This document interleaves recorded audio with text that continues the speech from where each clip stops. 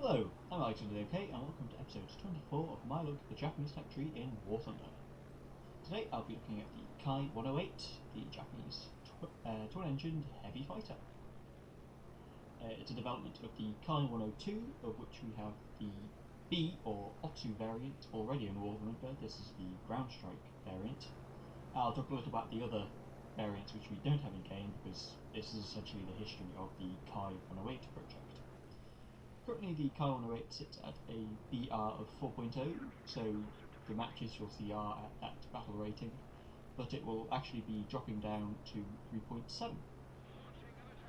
The Ki-108 is essentially a high altitude bomber hunter, which, as you can see, it's actually quite good at. It's just a shame it's only really good at that. I can do this stuff, it's fantastic. You see it does absolutely shred bombers as I rip that Ki-8. Anyway, back to its development.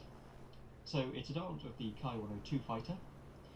The original A variant, or co-variant of the Ki-102 is ostensibly the same as the B variant we have in game, but its engines have turbo superchargers which allow it to perform considerably better altitude. If anyone plays the Ki-102, you'll notice its engines start dropping off after it gets about a kilometre up.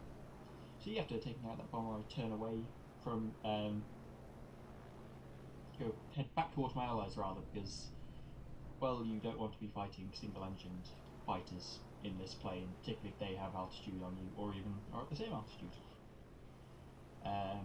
Following on from the A and B variant, there was a C variant, which was a night fighter. This had a longer fuselage and a wingspan to help it perform better at altitude, as well as radar in the nose rather than any guns, and all its weapons were in a strangely second position, so they fire obliquely forward and up from the aircraft.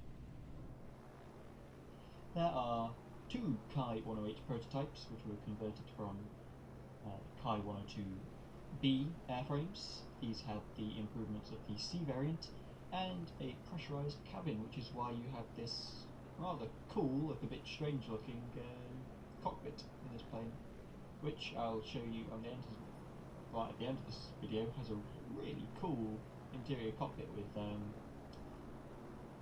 glow in the dark dials, which looks fantastic. The Ki-108 is powered by two Mitsubishi Ha-122 122 Ru engines, which produce about 1500 horsepower each. It's armed in the nose with a 37mm cannon, which is a Ho-204, which is very similar to the 203 you get in the previous Ki-45 plane, but has a substantially faster rate of fire and has about 30 rounds of ammunition, I think, or 37. We'll see at the start of the next video. And other than that, it's got in the belly two 20mm Ho-5 cannons with about 200 rounds each, so not a bad armour loadout. This is spaded gameplay at the moment. I have actually grown out all the modules for this, and when it's spaded, it performs decently. It's still outperformed by altered plane, particularly in the climb.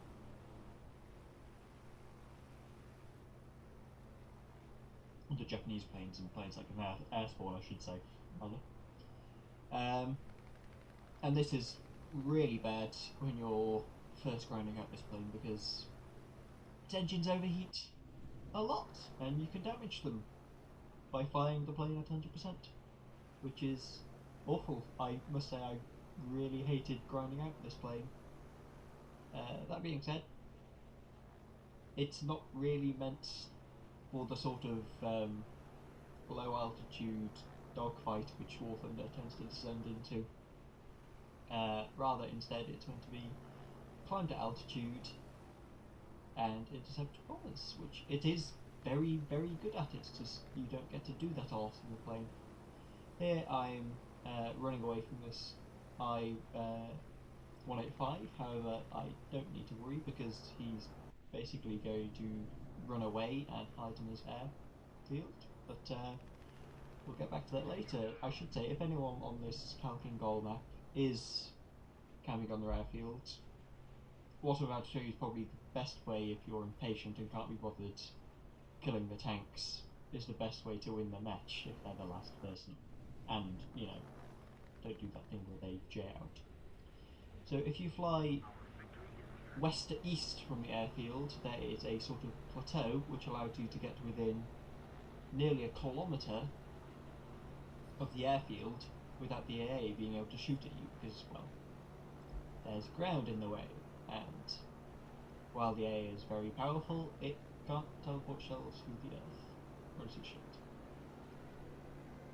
So here you see I sort of surprise this guy, rip his wing off, and I'm able to extend away, only taking minimal damage by then dropping down towards this bit of the river. So you see I still take damage from the AA despite coming in that fast and that low, but I don't die, which is always a bonus. So that was this match, and I'll be going on to a match against the Americans over Midway, I believe. So here I am over Midway. I've climbed to altitude. However, as per usual, most of the allies are massively below me, which means my climb is pretty much wasted. I have, I believe, spotted a dot over there, which turns out to be a B-25, which would be fantastic, and I would go kill him. You see, even flying around now, if you've been whapping, you can still overheat the engine. Anyway, back to what I was saying. There's a B-25 over there who I am going for, but he winds up being taken out before I can get there, so oh well. I have other targets to shoot at. So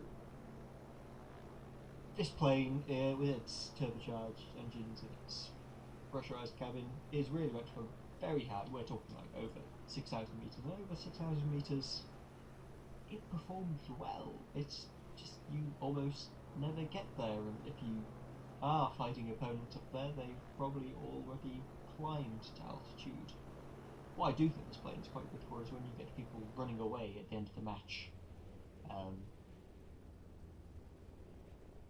It can be very useful for just climbing up and then outrunning them at altitude if they've attempted to climb into space and get away. However, well, that doesn't always happen. You can't rely on it, and more often than not you've dived down or the ticket is so low.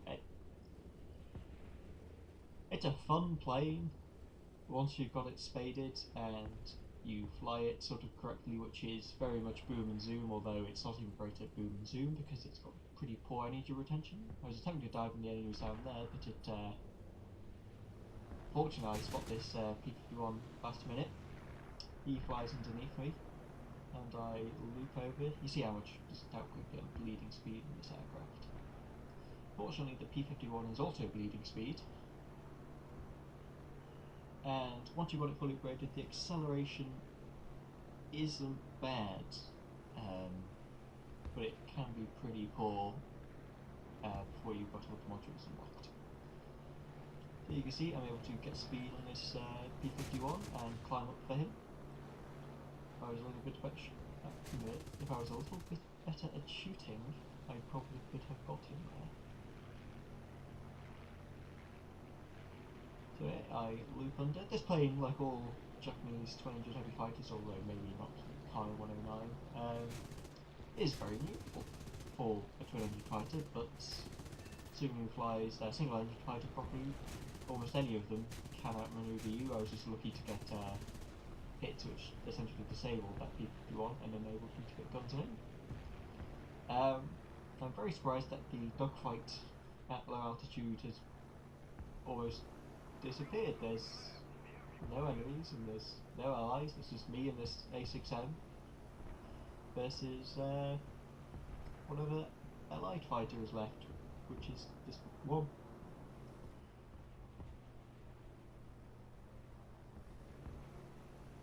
So I spotted behind me and I think he's going back for his carriers, but I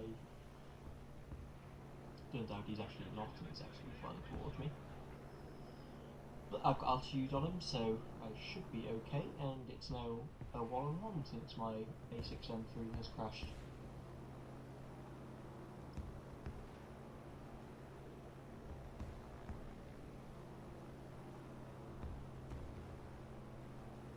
Oh, also, before getting the final, the upgrade for the 37mm cannon, some of the scatter you get in this gun is absolutely bizarre. You'll get shots coming off at nearly 45 degrees to the direction you're flying, which is hysterical.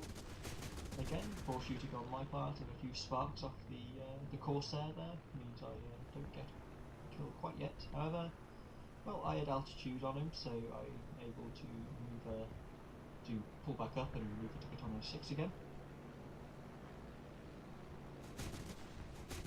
And a bit better shooting this time means I rip his tail off, and I extend away, having